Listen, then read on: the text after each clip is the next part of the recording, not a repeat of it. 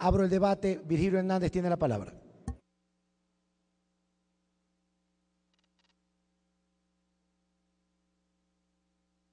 ¿Está anotado usted para el debate de asambleísta Escala?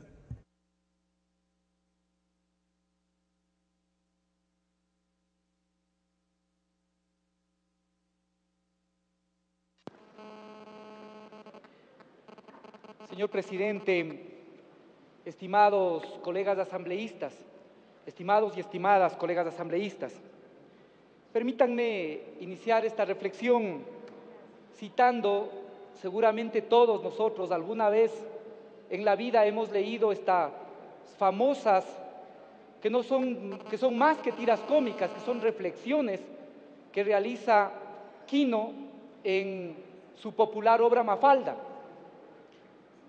Hay un pasaje de estas tiras en las que Susanita les dice a sus padres, cuando se entera que Mafalda iba a tener un hermanito, les dice a sus padres: nos hemos dejado ganar como estúpidos, les dice la Susanita a los padres de ella. ¿Y por qué vale hacer esta referencia? Porque, y perdónenme por lo duro que puede sonar la frase, pero creo que es importante por la siguiente razón.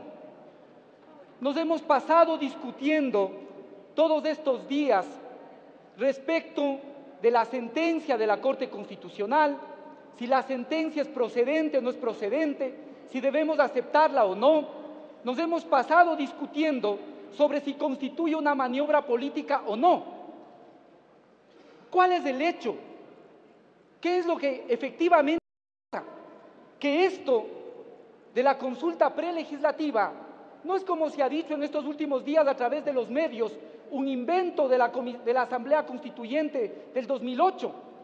Esto está vigente en nuestro ordenamiento jurídico desde 1998, desde el día en que el Ecuador suscribió oficialmente el convenio 169 de la OIT, en que reconocía los derechos de las comunas, comunidades, pueblos y nacionalidades indígenas. Esto está en concordancia con lo que ahora se plantea en el artículo 57, que se refiere a todos los derechos colectivos y que está presente en nuestra Constitución. Y mientras nosotros discutíamos, y por eso venía la alusión de Mafalda, como ustedes pueden saber, el día de ayer, el Congreso peruano aprobó la ley del derecho a la consulta previa a los pueblos indígenas u originarios, reconocido en el convenio 169 de la Organización Internacional del Trabajo. Aprobó el Congreso peruano para que todas las leyes, y ojo, no solo las leyes, sino todas las medidas normativas, tal cual dice el convenio, tengan que vivir, cuando se afecta de manera práctica, real y objetiva derechos colectivos, tengan que vivir este proceso de consulta prelegislativa. Y esto es fundamental decir. Todas las fuerzas políticas aquí hemos tenido responsabilidad respecto de que no se observe este procedimiento. Todas, porque no es una norma que está vigente hace 2 años, es una norma que está vigente hace 12. De tal manera que aquí no hay más responsables ni menos responsables. Aquí las distintas fuerzas políticas hemos compartido la responsabilidad de no observar lo que era mandatorio, puesto que era resultado de la suscripción de un convenio que el Ecuador lo hizo de manera formal. Esto es un elemento importante de señalar. Todas, y al mismo tiempo esto refleja a veces el doble discurso con el que los estados actuamos. No me refiero a los gobiernos, los estados. Los estados suscribimos oficialmente documentos en el ámbito internacional y después esos documentos no pasan de la retórica, no sirve para más que cumbres, convenciones, pero después no se implementan las medidas para que puedan efectivizarse en el ordenamiento jurídico nacional. Y eso es lo que en este momento tenemos. Eso es lo que en este momento tenemos. Una sentencia. ¿Por qué? Porque también estamos en un nuevo momento. Hoy tenemos un Estado constitucional de derechos. ¿Qué sintetiza el Estado constitucional de derechos? Que los derechos están por encima, incluso de las leyes e incluso de las instancias de representación. Por lo tanto, la sentencia la sentencia de la Corte Constitucional es una sentencia vinculante, de obligatorio cumplimiento, una sentencia que podemos no estar de acuerdo y discutir por qué normó. Sin embargo, el 436 de la Constitución es muy claro. Cuando se expiden como sentencias, y ninguno tampoco, no solo el presidente de la Asamblea, ninguno de nosotros pidió ni ampliación ni aclaración de la sentencia, esa sentencia quedó en firme. Y cuando quedó en firme por este órgano, quedó y se constituyó en un elemento vinculante. He escuchado también en estos días, con mucha sorpresa, que se dice que la Corte Constitucional es espuria. Cuidado, compañeros, caigamos en un juego contradictorio. Es espuria ahora que establece una sentencia, pero fue a esa Corte Constitucional que se le estableció la demanda por la inconstitucionalidad de la ley minera. Esas inconsistencias, decir, la Corte Constitucional era perfectamente legítima y válida cuando a esta Corte se le permitió o se le presentó la demanda de inconstitucionalidad de la ley minera. Cuando dictamina y establece una sentencia que no nos parece o con la que no estamos de acuerdo, entonces decimos que esta Corte es ilegítima. Esas son incoherencias e inconsistencias que lo que hacen es debilitar el frágil ordenamiento que tenemos previo a la transición. ¿Cuál es la realidad? La realidad es que ahora estamos obligados a legislar porque hay una sentencia que nos manda. Frente a esa realidad se han presentado proyectos. Ayer, con el apoyo de varios asambleístas, propusimos un proyecto de ley reformatoria a la Ley Orgánica de la Función Legislativa. Y en ese proyecto de ley se incorpora como un procedimiento permanente, obligatorio, que cada una de las mesas tiene que considerar y exponerlo en el primer debate, el mecanismo para la ley, para la consulta prelegislativa, si es que el caso lo amerita. Entiendo, no los conozco, pero entiendo que hay otras iniciativas. Y aquí una observación, señor presidente.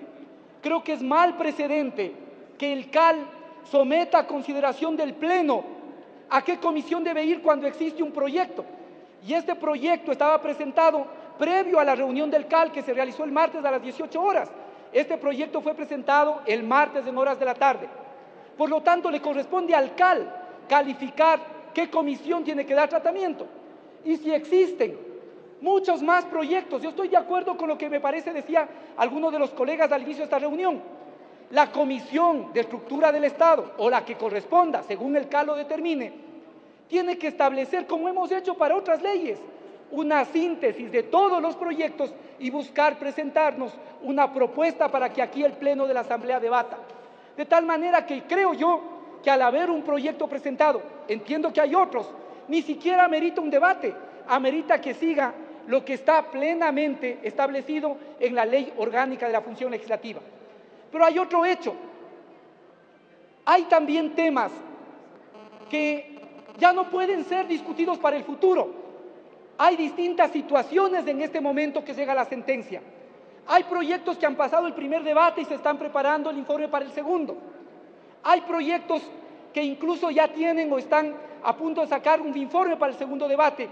Ya vemos comisiones que ya solo estamos preparando el artículo para la votación porque ya se agotó el debate.